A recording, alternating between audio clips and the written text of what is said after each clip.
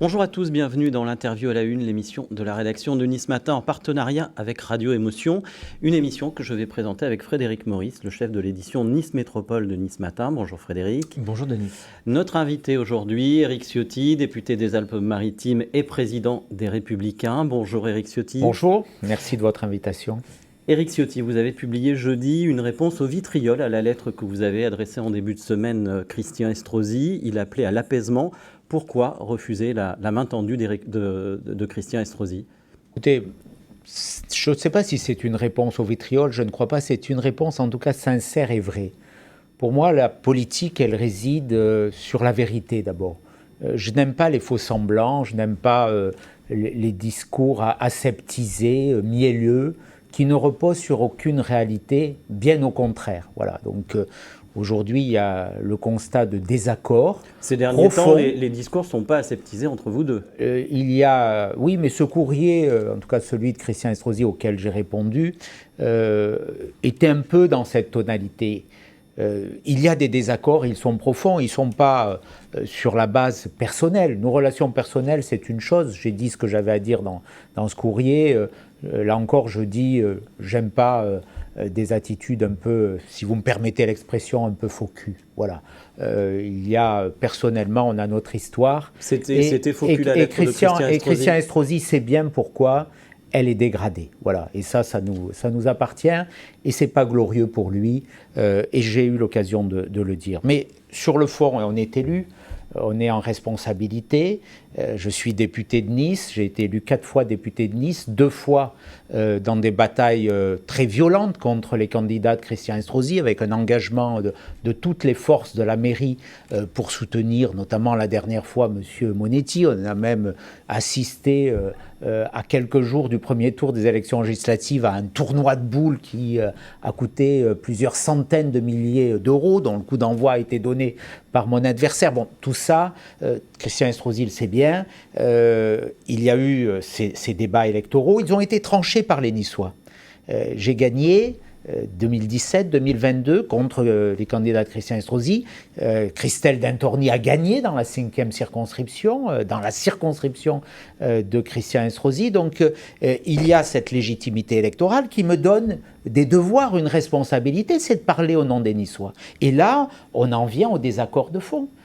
Et ces désaccords, ils sont nombreux, on va sans doute en parler, alors mais ils ne relèvent pas de la communication. Moi, je veux parler en sincérité, en vérité.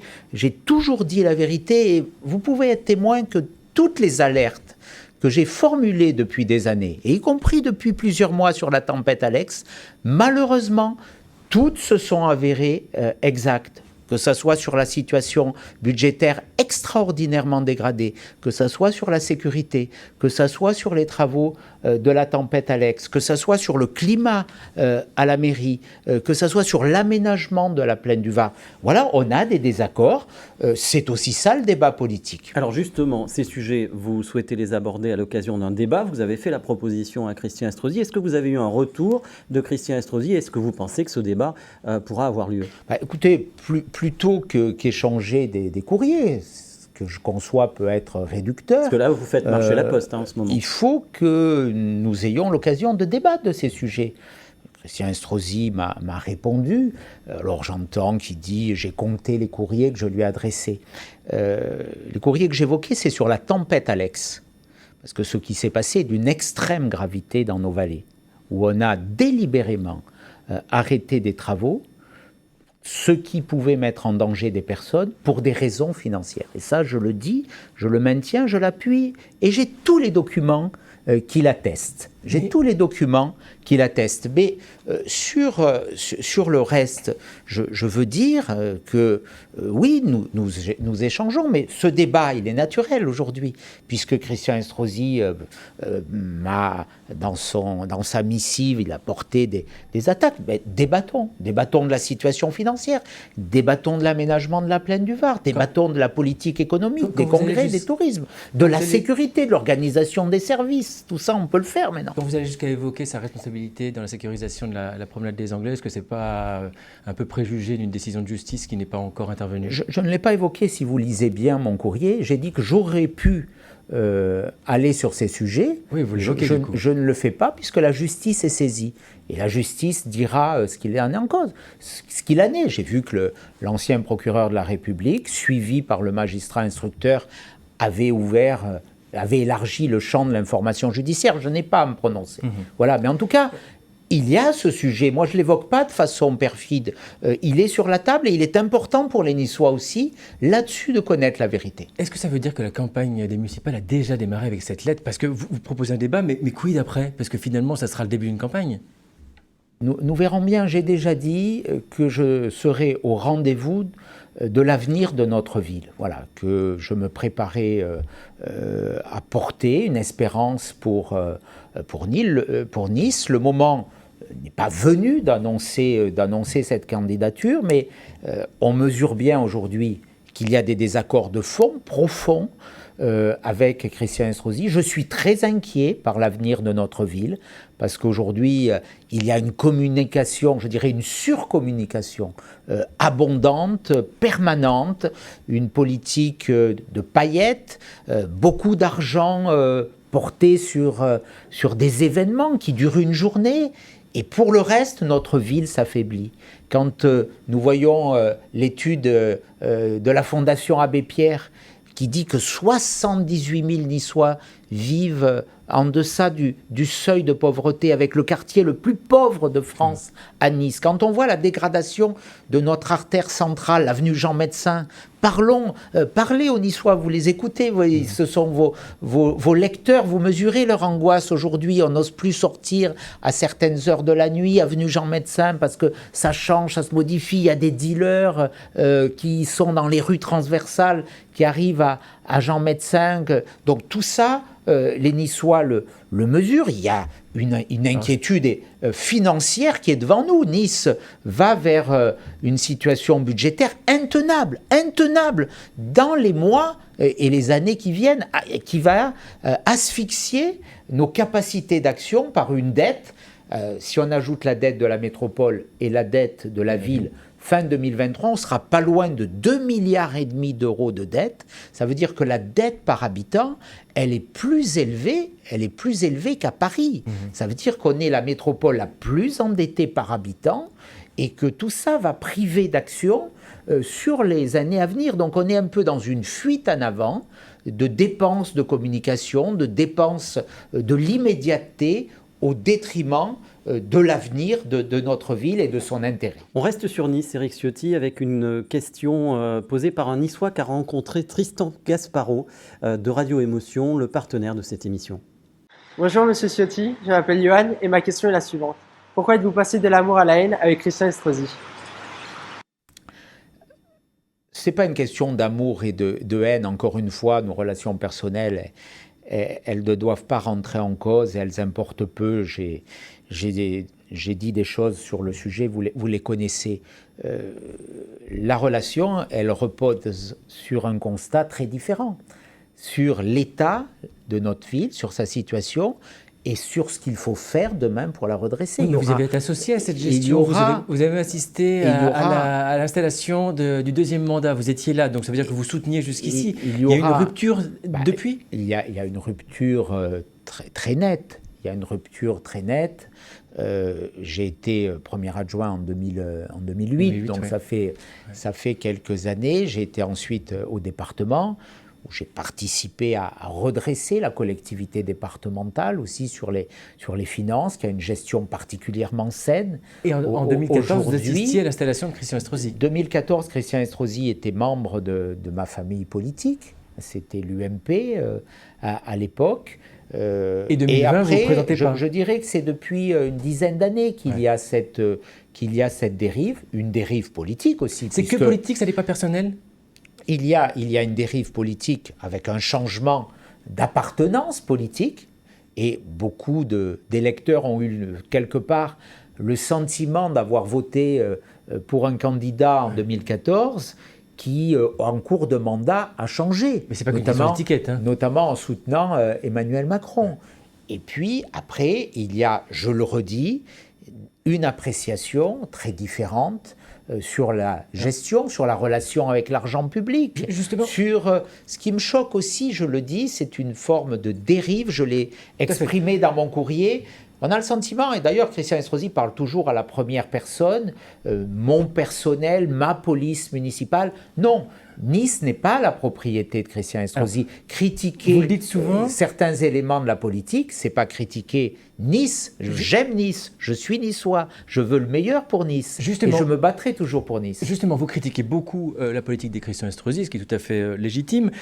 Quand est-ce que vous proposerez, parce que c'est une question qui revient souvent à Nice, mais quand est-ce que vous proposerez une alternative? Quand est-ce que vous proposerez des éléments pour dire, voilà, quelle serait ma politique à moi si en 2026 je suis élu? Le temps n'est pas venu à proposer un projet municipal. Quand on tourne en rond dans les critiques, quand même. Il y a d'autres étapes. Aujourd'hui, c'est Christian Estrosi qui est maire de Nice.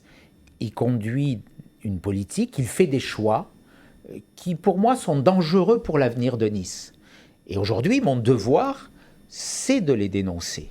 Oui, mais au bout d'un moment, de les dénoncer. Ça fait plusieurs années que vous les dénoncez. Mais vous savez, on peut comparer. Qu'est-ce que vous proposez d'autre? On peut comparer. Moi, je suis élu au département, aux côtés de Charles Ginésy. Ouais. Il y a deux politiques. Il y a une politique au département de transparence, de rigueur, qui a fait que nous avons diminué nos dépenses de fonctionnement, qui a fait que nous avons diminué notre dette de façon très importante et qui a fait que nous avons diminué nos impôts. La dernière fois où il y a eu, puisque la loi aujourd'hui nous a enlevé cet impôt, mais une taxe foncière départementale, nous avons par 2 fois, en 2020, en 2021, diminué de 15% la taxe foncière. Donc les Azuréens et les Niçois qui sont Azuréens peuvent comparer. C'est un sujet important quand vous dites qu'est-ce qu'on va faire. Bien gérer l'argent public, c'est déjà le premier devoir d'un élu. Ne pas le gaspiller. Quand je vois que la destruction d'Acropolis, du théâtre de Nice, du bowling, de la cinémathèque, si on reconstruit, là on a détruit, mais rien n'est prévu pour la reconstruction. Si on reconstruit ces éléments, l'addition de la destruction et de la reconstruction coûtera aux contribuables niçois et métropolitains 400 millions d'euros. 400 millions d'euros. Est-ce qu'on doit se taire? Est-ce qu'on ne doit rien dire? Regardez, le théâtre de Nice est tombé, il a été mis à terre il y a plus d'1 an. Par quoi est-il remplacé aujourd'hui? Est-ce qu'on a une grande scène nationale? C'est un théâtre national. Regardons comment on a été sanctionné au plan culturel lors de la compétition pour Nice, pour la ville, capitale européenne de la culture. Nice est arrivé après Bourges et Clermont-Ferrand. J'ai rien contre ces villes, mais quand même, la capitale de la Côte d'Azur, derrière Bourges et Clermont-Ferrand, alors que la Côte d'Azur, c'est la culture. Alors, il y a un nouveau projet dont on parle beaucoup depuis quelques jours, c'est le projet de fusion hospitalière avec ce nouvel hôpital d'un coût de 500 millions d'euros. Est-ce que vous pouvez être d'accord avec ça? Mais dans l'esprit qu'on améliore notre capacité de prise en charge hospitalière, qui peut être opposé? Donc moi, je suis toujours favorable et je soutiendrai les projets qui vont dans le sens de l'intérêt général. Nous l'avons toujours fait. Nous l'avons toujours fait. Au département, nous avons toujours soutenu les projets qui allaient dans le sens de l'intérêt général. Je note, je fais une toute petite parenthèse, il y a un projet que je soutiens, c'est l'hôtel de police de Nice, je l'ai même soutenu à l'Assemblée nationale. Quand le département a voulu aider, et nous étions dans les cofinanceurs au début, on était même dans les logos quand M. Castaner est venu, il y a eu plusieurs dépôts de première pierre, la ville de Nice a refusé que nous participions au financement, alors qu'on était prêt à donner plusieurs millions, voire plusieurs dizaines de millions d'euros. Est-ce que c'est normal? Donc, nous servons l'intérêt général. Pour l'hôpital, il en sera de même. Ce que je dis, et ce n'est pas moi qui l'ai dit, j'ai dit que cette annonce, qui était une annonce médiatique, simplement pour faire contre-feu au scandale de la gestion de la tempête Alex. Je connais très bien Christian Estrosi, je sais comment il fonctionne, quand il est en difficulté... Donc vous dites que c'est un prétexte, c'est un contre-feu. Il va sur un autre terrain. Ce projet aujourd'hui, il n'est ni préparé, ni étudié, ni financé. Il peut être bien demain, mais j'ai échangé avec le président de la Fondation Lanval. Il n'était pas au courant, et le président de la Fondation Lanval, il n'a pas envie d'enlever Lanval de la promenade des Anglais. Parce que là, tous les Niçois, ils sont attachés. Ça veut dire quoi? Ça veut dire ça veut dire quoi?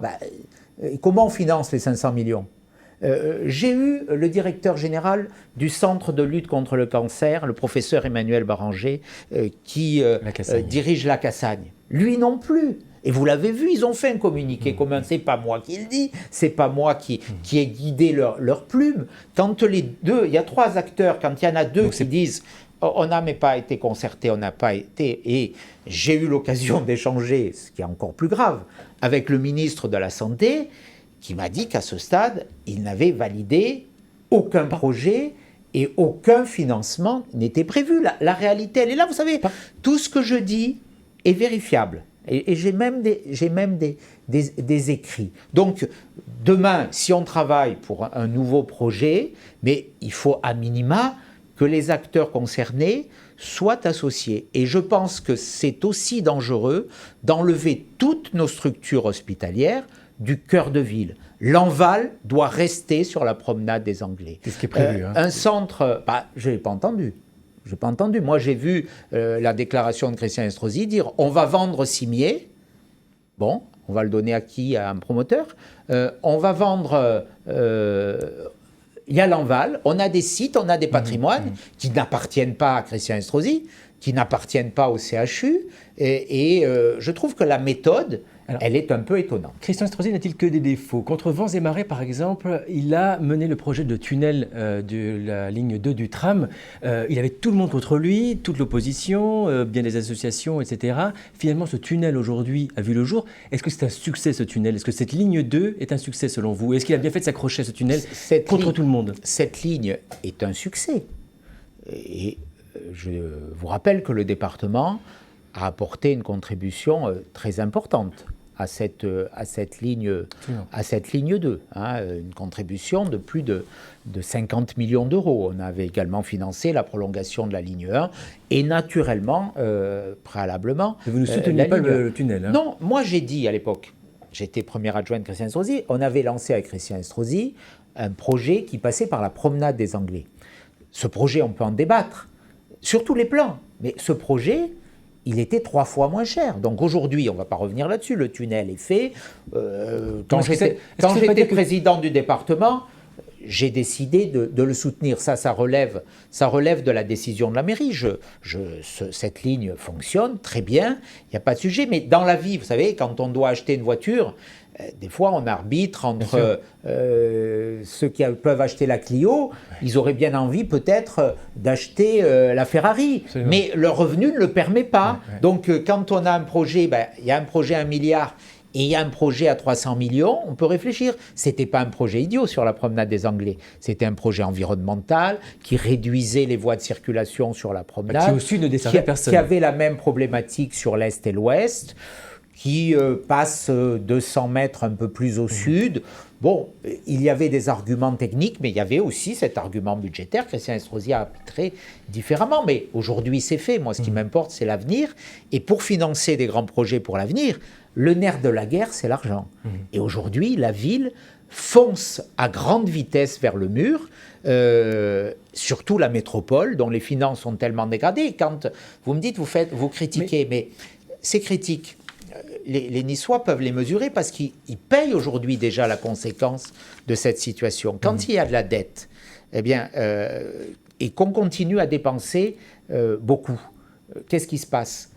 La métropole ou la ville sont contraints d'augmenter les impôts. Depuis 2018, on a un nouvel impôt métropolitain. Il n'a aucune raison d'être parce que la métropole, elle a pris les compétences des communes. Donc, elle n'a pas de compétences nouvelles, donc elle ne devrait pas avoir de coûts de fonctionnement. Elle a créé un impôt, c'est 15% en moyenne de taxes foncières en plus. Vous avez assisté, vous l'avez vous-même, quand Christian Estrosi était là, vous l'avez vous-même dit, l'augmentation très forte des transports, l'augmentation de l'eau, c'était aussi dans les colonnes de Nice Matin, qui va continuer à augmenter, d'autant qu'on nous annonce une station d'épuration à 700 millions d'euros qui va être financée par l'augmentation de l'eau.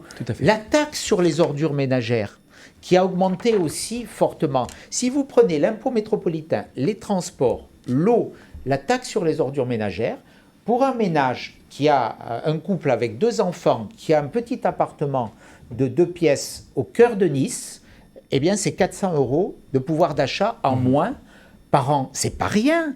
Donc quand on a ces débats, c'est pas des débats où on s'accroche ou parce qu'on s'aimerait pas, on s'oppose. Non, ce sont des débats fondamentaux. On en paye le prix. Les Niçoises et les Niçois en payent déjà le prix aujourd'hui. Et demain, non seulement il y aura une double peine. Non seulement les prix, l'eau, je vous l'annonce, mais aussi la fiscalité va continuer à augmenter et tous les travaux vont devoir s'arrêter parce qu'on ne pourra pas les payer. On continuera à suivre ça. On est dans une alerte rouge financière. Et là encore, c'est Christian Estrosi lui-même dans vos colonnes qui, un matin, peut-être frappé par une lucidité nouvelle, avait dit qu'il y avait un danger pour les finances de la ville. Frédéric. C'était dans Nice Matin.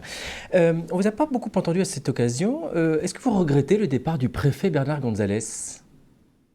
Ce n'est pas à moi à juger. Moi, ce que je souhaite, c'est que l'État soit fort. On a besoin d'un préfet fort. Il ne l'était pas sous Bernard Gonzalez ? Il a démontré souvent une proximité étonnante avec la ville de Nice. Voilà. Et avec ses élus, en tout cas. Pas avec l'institution. Hugues Moutou est un préfet fort. Écoutez, le préfet Moutou a démontré dans son parcours, et notamment dans son précédent poste, beaucoup de qualités. Il vient d'arriver, il a montré en arrivant, notamment dans la gestion de la tempête Alex, des qualités de courage. Et puis, voilà, j'ai bien aimé sa formule sur les mineurs délinquants après les émeutes. De Claque et Oli. De Claque et Oli, voilà.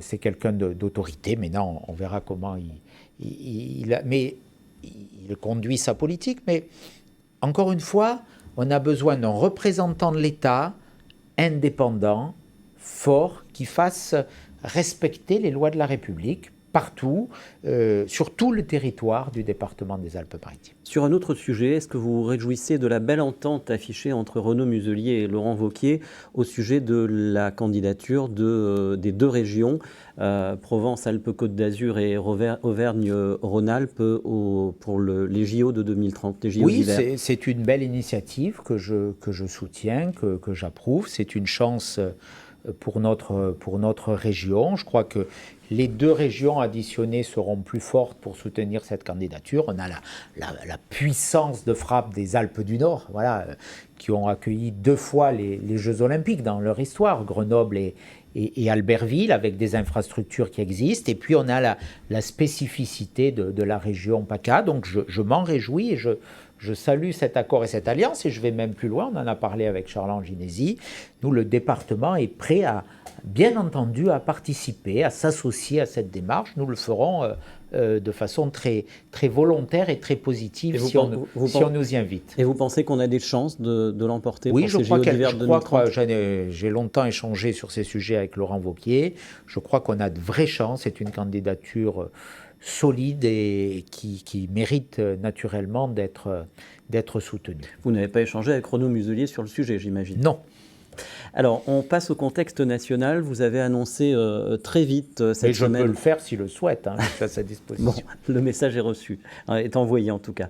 Vous avez annoncé très vite votre participation à la marche de dimanche contre l'antisémitisme à Paris. Vous avez appelé jeudi les militants des Républicains à faire de même. Quelles sont les conditions pour que cette marche soit un succès? On a vu toutes les polémiques politiques depuis l'annonce par Yael Braun-Pivet et Gérard Larcher.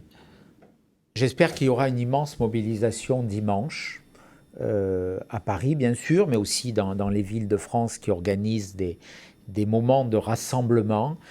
L'antisémitisme est une abomination. On voit depuis cette attaque du 7 octobre dernier en Israël, cette attaque terroriste, islamiste, d'une violence inouïe, d'une barbarie terrifiante. Des enfants ont été décapités, des bébés ont été brûlés, des familles ont été décimées, des vieillards ont été tués dans des conditions terrifiantes. J'ai vu les images, je suis allé sur les lieux. J'ai vu le sang dans des salles à manger où il y avait encore les photos d'une famille, où il y avait les assiettes au cœur d'un repas. On a vu, quand on voit ça, je suis extraordinairement choqué qu'il n'y ait pas eu une réaction plus rapide en France. Oui, parce qu'il a fallu attendre plus d'un mois. Pour dénoncer cela. Je suis terrifié qu'il y ait des milliers d'actes antisémites. Je mesure le ressentiment, l'angoisse, mais aussi le courage de nos compatriotes de confession juive, les Français de confession juive. Voilà. Ce ne sont pas des Israéliens qui aujourd'hui sont pris pour cible, où on accole sur leur porte d'entrée des étoiles de David pour les stigmatiser, rappelant les pires moments de notre histoire, comme si l'humanité n'avait rien appris. Eh bien, il faut réagir, il faut que tout le monde se soulève et que dimanche, il y ait des millions de Français qui manifestent, quelle que soit leur confession, quelle que soit leur conviction, quelle que soit leur appartenance politique. Tout le monde doit être là. Tout le monde doit être le bienvenu. Éric Ciotti, c'est une guerre de civilisation, comme l'a qualifié Christian Estrosi cette semaine, sans esprit polémique, mais Christian Estrosi a parlé d'une guerre de civilisation qui a été déclarée le 7 octobre. C'est quelque chose que vous partagez ? Oui, je partage. Ceux qui ont fait ça, le Hamas, organisation terroriste islamiste, c'est la même racine que Daesh, c'est la même vocation. C'est détruire par une idéologie tous ceux qui ne ressemblent pas à eux. Les juifs, les chrétiens, c'est cela. Donc oui, l'Occident est pris pour cible. Les valeurs de liberté, la démocratie, la tolérance, la laïcité républicaine, tout ça est l'ennemi de ces gens, de ces barbares, des islamistes, qu'ils aient pour nom Daesh ou qu'ils aient pour nom le Hamas. C'est la même source.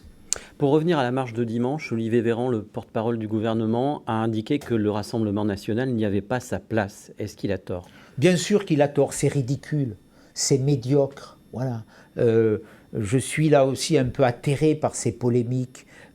On a besoin d'unité nationale. On ne va pas séparer, trier, mettre derrière ceux qui manifestent parce qu'ils auraient des convictions politiques.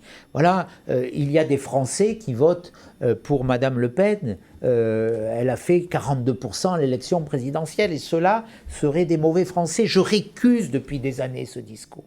Je récuse cette stigmatisation.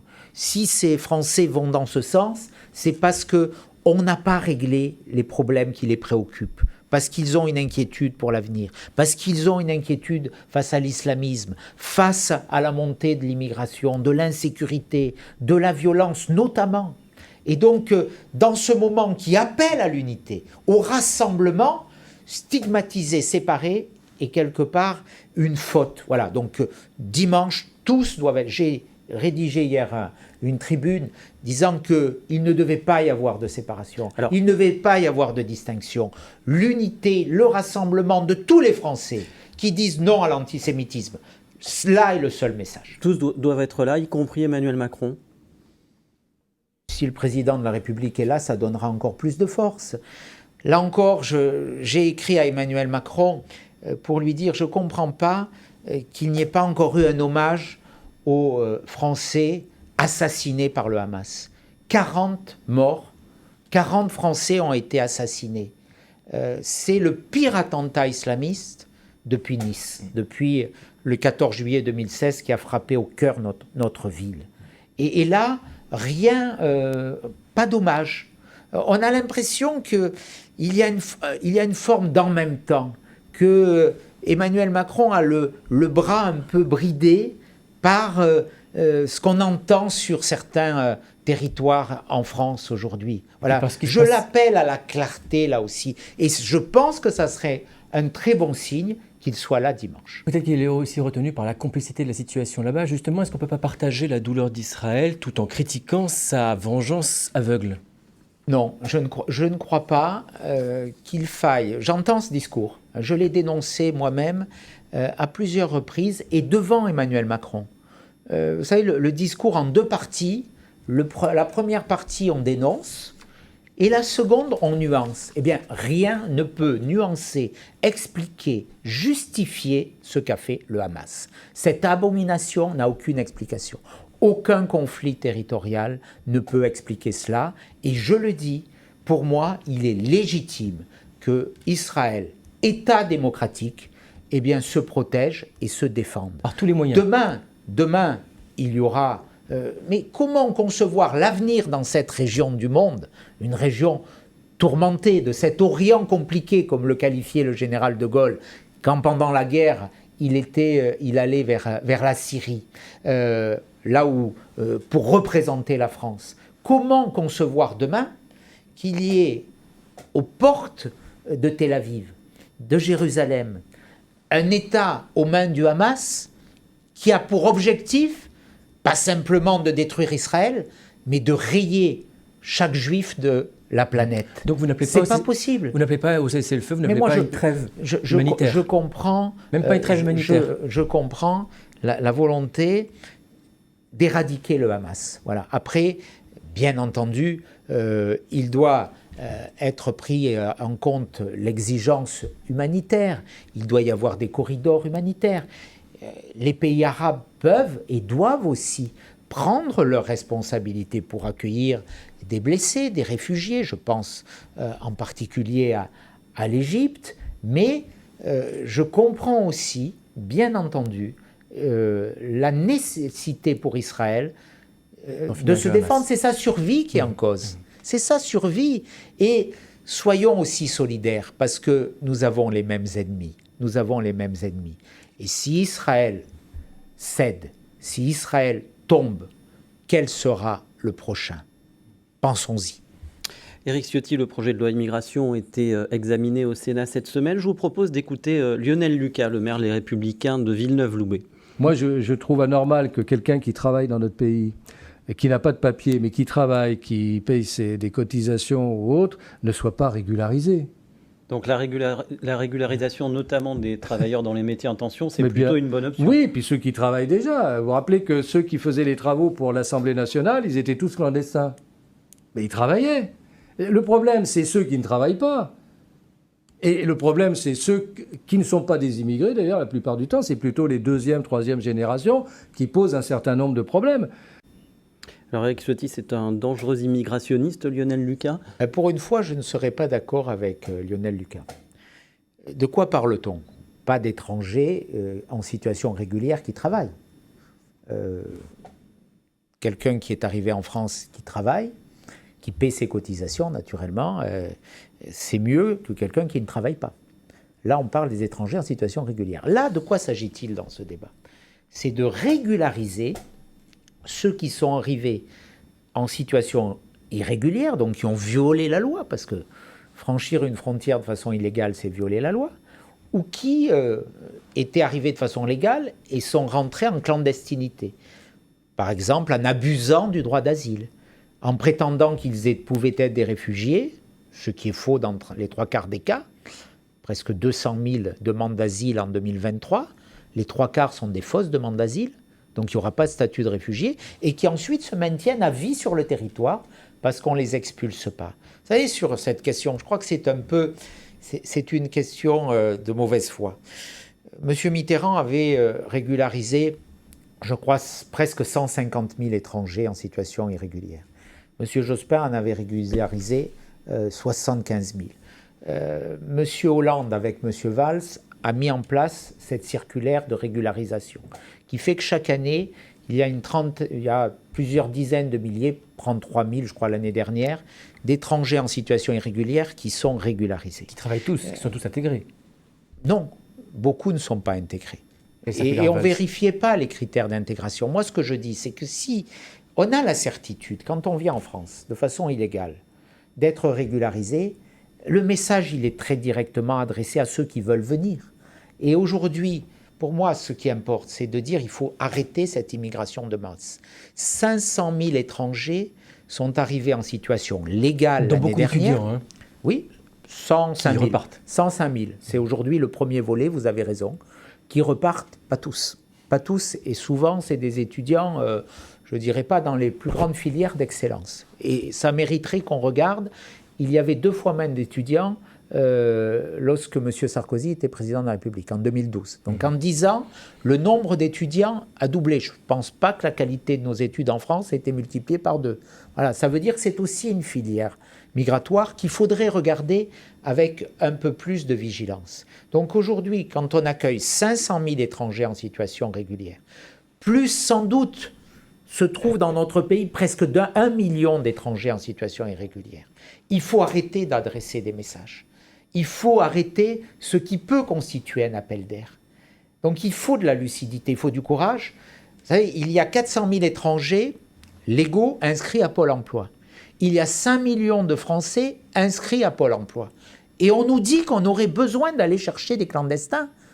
Bien, moi je dis formons les Français, il faut mieux les payer, notamment dans les métiers qui sont des métiers difficiles. Oui, mais... On nous dit qu'il n'y a que les étrangers qui veulent les occuper, c'est faux. Donc dans la restauration, il faut s'attendre à payer davantage les restaurants. Bien sûr, il faut s'attendre à ce que, de façon globale, moi je prône une augmentation des salaires. Et notamment dans certains métiers dans le BTP aussi, qui sont en tension. Il faut payer le travail, il faut mieux le payer. Ça, c'est toute une politique économique. Moi, je prône la baisse des charges, la baisse des impôts et l'augmentation des salaires. Je veux que les Républicains, on l'a fait dans notre contre-budget, portent ce message. Mais ce que je veux dire, c'est que quand on a autant de demandeurs d'emploi, est-ce qu'on a besoin d'aller chercher des travailleurs en situation irrégulière? D'abord, on regarde si les Français peuvent le faire et on les incite à le faire. Soit en augmentant les salaires, soit en diminuant la durée d'indemnisation du chômage. Parce que c'est bien facile de refuser un emploi pendant 3 ans, parce qu'on a une indemnisation chômage à un niveau élevé, beaucoup plus élevé que dans les autres pays d'Europe. Donc, incitons les Français à occuper ces emplois de 2 manières. Moins de chômage, plus de salaire. Et puis après, s'il n'y a pas de Français, il y a des étrangers en situation légale qui, eux, peuvent être prioritaires, parce que s'ils sont en situation légale, c'est qu'ils se sont intégrés sur le territoire national avant d'aller chercher des clandestins. Très bien. Mardi, toujours dans le cadre de l'examen de ce projet de loi, mardi, les sénateurs, à l'initiative de la majorité républicaine, ont voté la suppression de l'aide médicale d'État. C'est ce dispositif qui permet de prendre en charge les frais médicaux des personnes en situation irrégulière sur le sol français. Cette décision est très controversée, alors en particulier à gauche, mais pas seulement. Je vous propose d'écouter Nicolas Revel, ancien directeur de cabinet de Jean Castex et aujourd'hui directeur général des hôpitaux de Paris, qui s'y est opposé sur France Inter mercredi. La conviction que nous avons, c'est que si cette réforme allait au bout, elle aurait un effet délétère sur notre système de santé. Elle coûterait à la fin plus cher et elle constituerait un choc pour l'hôpital public. Qu'est-ce que vous en pensez? Vous me dites pas simplement à gauche. Nicolas Revel, il est à gauche. Il était directeur de cabinet de Jean Castex. Oui, mais à gauche. Voilà, c'est tout son parcours. Je n'ai rien contre. Et je respecte l'engagement de Nicolas Revel. Ce que je veux dire, c'est que ce que nous avons voulu faire, c'est bien entendu, une personne qui est en urgence vitale doit être soignée. Et tous les médecins le feront. Et les hôpitaux le feront.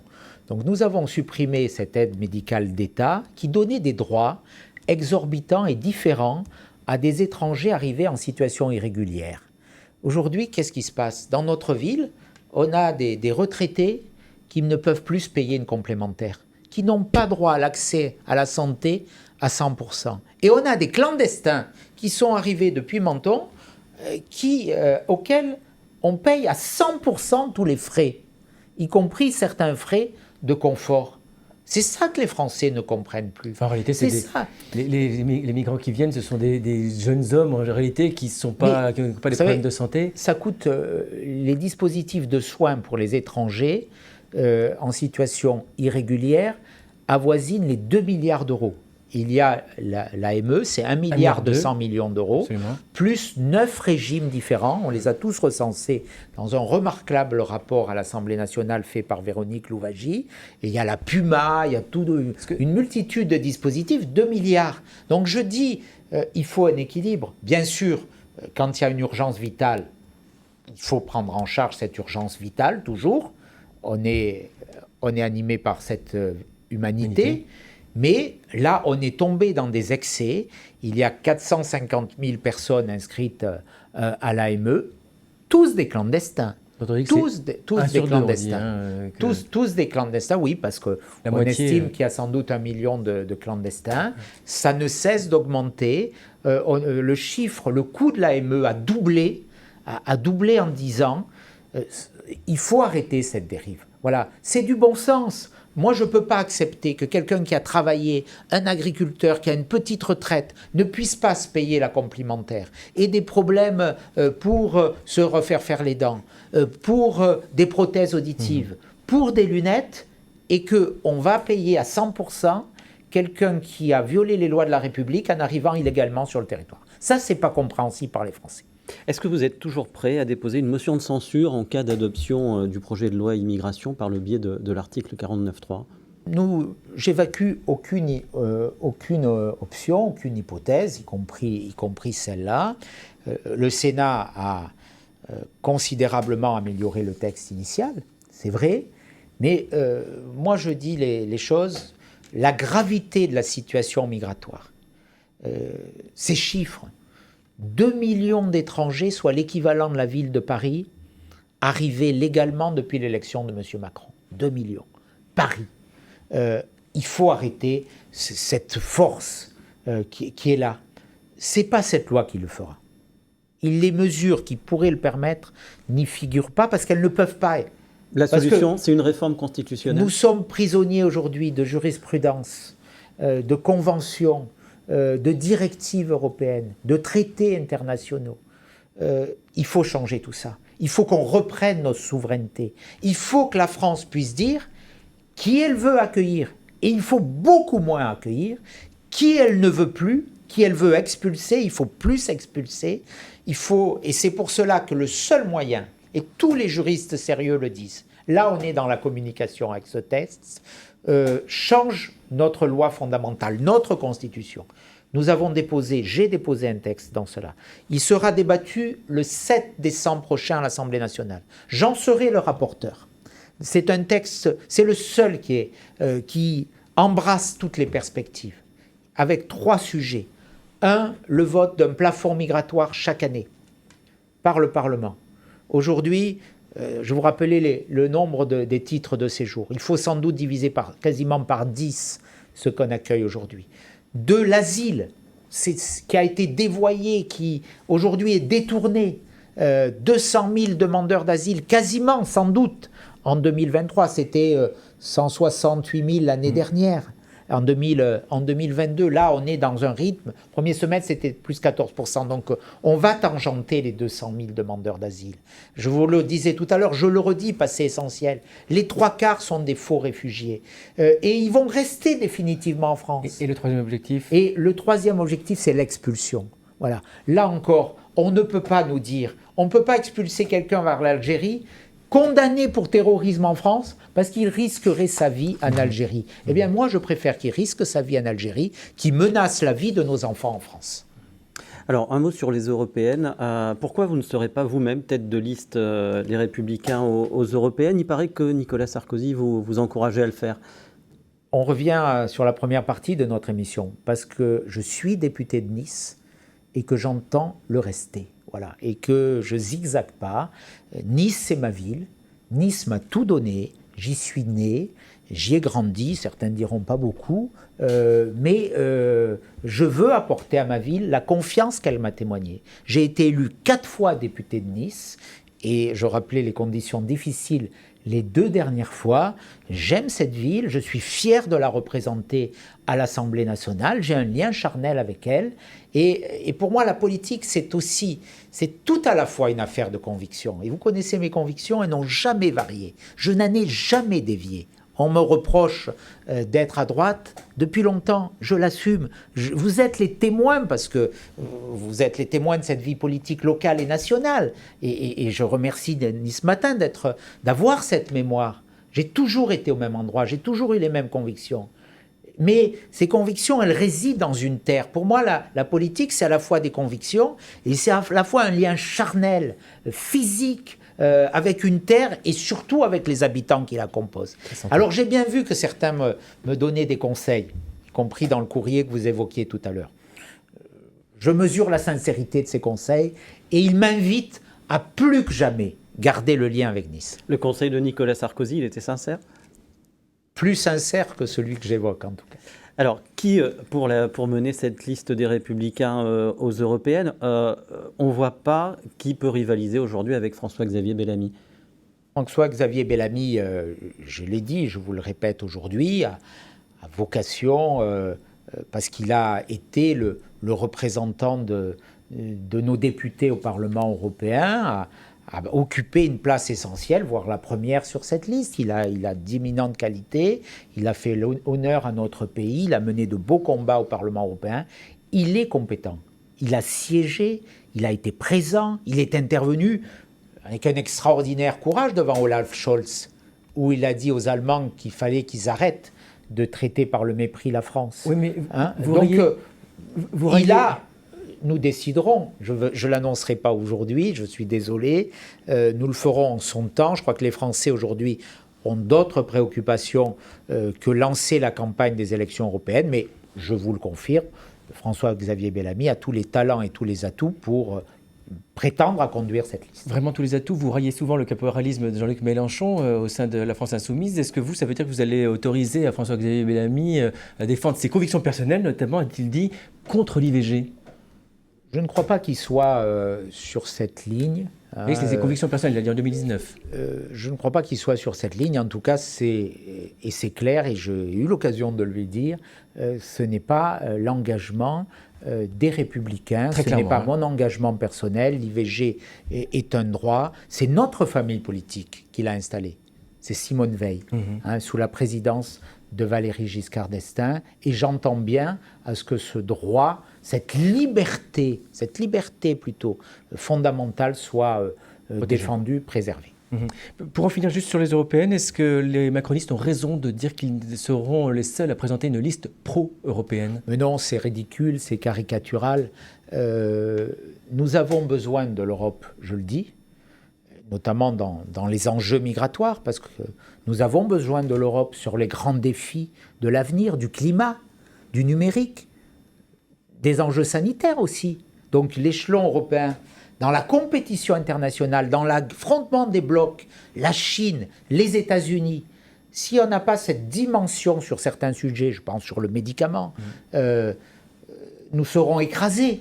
Nous ne compterons plus. Sur l'immigration. Mais il faut, nous le disons très clairement, que les intérêts de la France soient mieux défendus. Et il faut que cette Europe, elle soit différente. Voilà, le dogme de la concurrence qui a empêché la naissance de champions industriels doit s'arrêter. L'Europe allemande qui interdit le nucléaire, ça doit s'arrêter pour ouvrir des centrales à charbon. Voilà. Mais là aussi, ce que nous payons aussi, c'est l'affaiblissement de la France. Pourquoi la France est moins respectée en Europe ? Parce qu'elle est mal gérée dans notre hexagone, que nous avons 3 000 milliards d'euros de dette, que nous avons les impôts et les prélèvements obligatoires les plus lourds d'Europe, que nous avons les dépenses publiques les plus élevées, les déficits les plus importants. Donc comment peut-on nous respecter quand on est le mauvais élève économique de l'Europe? Mais ne tuons pas l'idée européenne. Moi, je suis européen, mais je suis pour une Europe qui n'efface pas les nations, qui n'efface pas nos racines. Et il y a eu des dérives technocratiques dans cette Europe. C'est justement, et ces dérives technocratiques, les amis de M. Macron les ont soutenues. Le groupe Renew au Parlement européen a voté pour tous les textes les plus dangereux. Et il y a des députés, peut-être pas tous, mais une majorité de ce groupe qui a porté des dispositions très dangereuses. Nous sommes là pour défendre une Europe forte, des nations, mais qui n'efface pas, qui ne dilue pas et qui n'est pas contraire aux intérêts de la France. Sur les questions migratoires, nous avons besoin d'une protection aux frontières externes de l'Europe, parce que si les migrants continuent à arriver à Lampedusa, 3 jours après, ils sont à Menton. Donc ça, il le faut. Il faut une force aux frontières, Frontex revue, qui éloigne les bateaux, qui les renvoie vers les côtes de départ. Bien sûr, il le faut. Mais après, on doit avoir dans chaque pays la capacité à décider qui on accueille ou qui on n'accueille pas, sans qu'on vienne nous imposer des règles qui ne seraient pas conformes à l'intérêt du pays. Pour revenir sur le parti, sur les Républicains, ça fait bientôt 1 an que vous le présidez. Pourquoi n'avez-vous toujours pas mis en œuvre une de vos priorités, qui était l'abrogation des primaires ? Nous avons vous l'avez mesuré, depuis que je suis président, nous avons traversé des moments difficiles, pas simplement pour le parti, difficiles pour le pays. Hein. Nous avons eu la crise des retraites, le débat sur les retraites, nous avons la situation en Ukraine, nous avons eu les émeutes, nous avons eu au mois de juillet l'attaque du Hamas. Voilà. C'était trop occupé. Ces questions, elles relèvent quelque part un peu de la politique politicienne. Cette réforme, oui, mais elles sont importantes pour le parti. Cette réforme, elle viendra, personne n'en doute. Vous connaissez ma position. Vous gardez l'engagement. Vous gardez l'engagement à les supprimer. Parce qu'il y a des gens chez vous comme David Lisnard qui tiennent à les conserver. Oui, je l'entends, mais je crois qu'il faudra qu'on ait une organisation telle que je l'avais soutenue lors de ma candidature à la présidence des Républicains, qui fasse que le parti assume ses responsabilités. Nous le ferons. Je ne crois pas que ça soit le moment. Quel Français comprendrait qu'on ouvre ce débat là où il y a tant de difficultés aujourd'hui? Pourquoi soutenir et continuer à soutenir Laurent Wauquiez plutôt que David Lisnard, par exemple? Écoutez, là encore, dans l'optique de la présidentielle de 2027. Là encore, la politique, c'est une question de cohérence. Quand j'ai été élu président, j'ai dit que pour moi, celui qui réunissait le plus d'atouts, de talents, de convictions, appuyé sur un enracinement personnel et territorial puissant, aussi bien en Haute-Loire que dans la région Auvergne-Rhône-Alpes, c'était Laurent Wauquiez.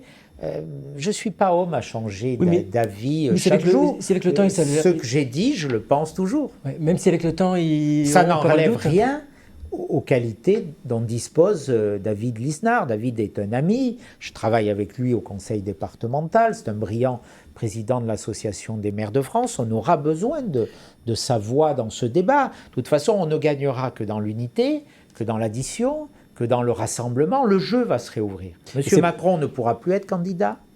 Ceux qui se revendiquent de lui devront porter le bilan dont il est comptable. En matière économique, j'évoquais les chiffres, en matière de sécurité, d'augmentation de la violence, en matière d'immigration. Il y aura une alternative à trouver. À nous de la porter, à nous de faire qu'elle soit crédible. Et pour élargir votre assise, vous allez vers où? Vers l'extrême droite ou vers le macronisme pour chercher ces électeurs que vous avez perdus? On reste indépendant. Voilà. Moi, je n'ai pas besoin de me référer aux uns aux autres. Souvent on dit ça, mais on a l'impression très souvent que c'est plutôt vers l'extrême droite. Hier, on commémorait l'anniversaire de la mort du général de Gaulle. Moi, je suis profondément gaulliste. Nous sommes les héritiers du général de Gaulle. Ça peut paraître très loin pour les jeunes générations. Oui, sauf qu'une partie de ces gens-là sont partis chez Emmanuel Macron. On a une famille politique qui a une histoire. Ouais. Moi, je veille à ce qu'elle soit indépendante, d'un côté comme de l'autre. Je ne me résous pas à ce que le ralliement aux uns ou aux autres soit une perspective inéluctable qui voudrait dire quoi? Qu'on disparaît. Bien non. Moi, je ne vise qu'une place, c'est la première. Et pour cela, il faut être indépendant. Et aujourd'hui, nous sommes indépendants. Nous sommes indépendants du pouvoir. Nous sommes dans l'opposition, nous sommes différents de Marine Le Pen sur des sujets, notamment sur les sujets économiques. Hein. On l'a vu sur les retraites, elle était pour la retraite à 60 ans. Moi, j'ai défendu une réforme qui n'était pas parfaite, mais qui était crédible, parce qu'autrement, si on ne réforme pas, bien demain, il n'y aura plus de retraite. Pour ceux qui ont travaillé toute leur vie, je pense à nos retraités qui ont déjà des retraites très faibles, et que si on n'avait pas fait cette réforme, on aurait pu voir leur pension s'effondrer. Eh bien, c'est ce que proposait quelque part un peu Marine Le Pen. Eh bien, ça, il y a des différences. Donc, nous avons une histoire, nous avons des racines, nous avons des talents, un projet. J'y travaille tous les jours à ce projet, notamment avec Emmanuel Mignon, qui nous a rejoints, qui est, certains disent, un des plus beaux cerveaux de la République, et je le crois. Alors, on a des experts qui reviennent vers nous, on a des forces qui reviennent vers nous. En parlant de beaux cerveaux, juste deux mots. Il paraît que vous êtes très impressionné par Gabriel Attal. En tout cas, j'ai approuvé certaines des décisions qu'il a prises depuis qu'il est ministre. Notamment l'abaya. Il a été courageux sur l'abaya. Il a fait ce que jusqu'alors, M. Macron nous avait toujours refusé. Moi, j'ai porté des amendements pour supprimer les vêtements religieux, le burkini dans les piscines, sur les plages. Systématiquement, la majorité s'y est opposée. Donc Gabriel Attal, c'est Emmanuel Macron sans le en même temps. M. Attal a réussi, et je l'en félicite. Et d'ailleurs, il a écrit à Charles Anginesi disant qu'il était d'accord pour qu'il y ait une expérimentation dans les Alpes-Maritimes comme nous l'avions demandé. Pour nos collèges, il y a une belle expérimentation à Nice qui dure depuis des années à l'école Saint-Vincent de Paul et au lycée derrière le port. Je crois que ce qu'il a fait sur la Baïa, mais non, on va voir. Il y a beaucoup de communication. Donc j'attends la suite, mais le début est encourageant. Frédéric. Une dernière question. Le 28 octobre, un proche de Christian Estrosi, le député Horizon des Alpes-Maritimes, Philippe Pradal, était l'invité de cette émission. Nous l'avons interrogé notamment sur la perspective de l'élection présidentielle. Voici ce qu'il nous a déclaré. Ce qui est certain, c'est que le camp modéré prendrait un risque énorme, et moi je ferai tout pour le combattre, à ne pas présenter un candidat unique ou une candidate unique, parce que ce serait l'assurance, à mon avis, de voir les extrêmes renforcés. De plus, ça serait le risque de ne pas être présent au deuxième tour. Éric Ciotti, est-ce que vous pensez, comme Philippe Pradal, qu'il faut un candidat unique pour le camp modéré? D'abord, j'ai du respect pour Philippe Pradal. Je le dis, qui est un élu qui a toujours été attaché au service de l'intérêt général. Il a été d'ailleurs assez maltraité et dégradé dans la mairie de Nice. Maire, premier adjoint, puis troisième adjoint au profit de M. Boré. Je redis mon respect à M. Pradal. Après, je dis à Philippe qu'il revienne à la maison. Oui, il faudra qu'un candidat, mais qu'il soit, j'en suis convaincu, en tout cas je travaille pour cela, ma conviction c'est celui qui aura de la force, s'il est républicain et s'il n'est pas comptable de bilan, du bilan actuel qui n'est pas un bon bilan. Et si Gabriel Attal est plus fort à la fin, vous seriez prêt à dire le candidat du camp modéré étant un Gabriel Attal ou un autre, il vaut mieux se ranger derrière lui plutôt que de prendre le risque de faire élire les extrêmes? On n'en est pas là. Je me bats pour que le candidat le mieux placé soit celui des Républicains. J'y consacre beaucoup d'énergie, croyez-moi. Alors, on passe à la question perso.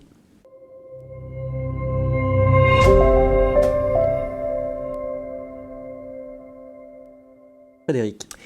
Éric Ciotti, si vous êtes le mieux placé pour faire gagner les Républicains à l'approche des prochaines présidentielles, les abandonnerez-vous quand même pour vous présenter à Nice en 2026?